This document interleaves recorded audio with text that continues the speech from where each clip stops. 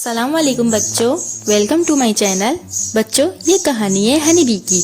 ایک جنگل میں جہاں ہرے بھرے درخت اور پھول کھلتے تھے، وہاں ایک چھوٹی سی مکھی رہتی تھی۔ اس مکھی کا نام تھا ہنی۔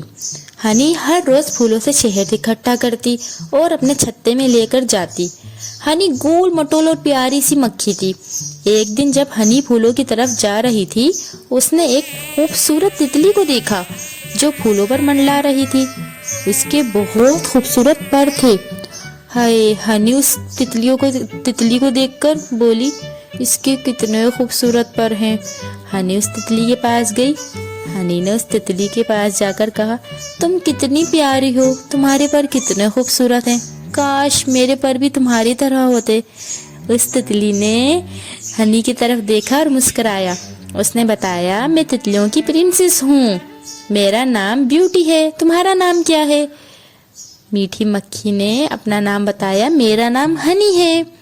ایسے ان دونوں کی دوستی ہو گئی۔ بیوٹی نے کہا، تمہیں جب بھی مدد کی ضرورت ہو تم ایک گانا گانا اور میں تمہارے پاس آ جاؤں گی۔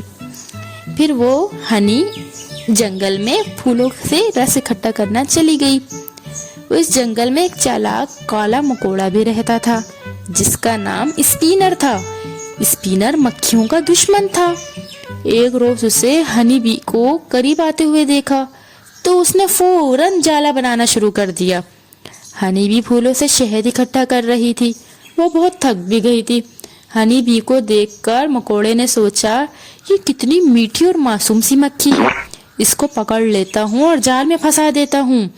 جب ہنی آگے گئی اس کی طرف، اس کی نظر فوراً سے مکوڑے پر پڑی۔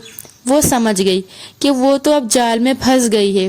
اس نے تیزی سے اڑ کر جال سے نکلنے کی کوشش کی، لیکن بیچاری پوری طرح پھنس گئی تھی جال میں، وہ نہیں نکل پائی۔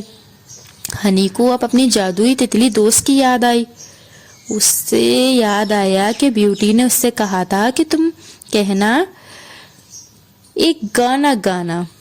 ہنی نے پہلے اس گانے کو یاد کیا، پھر ہنی کے ذہن میں وہ گانا آیا۔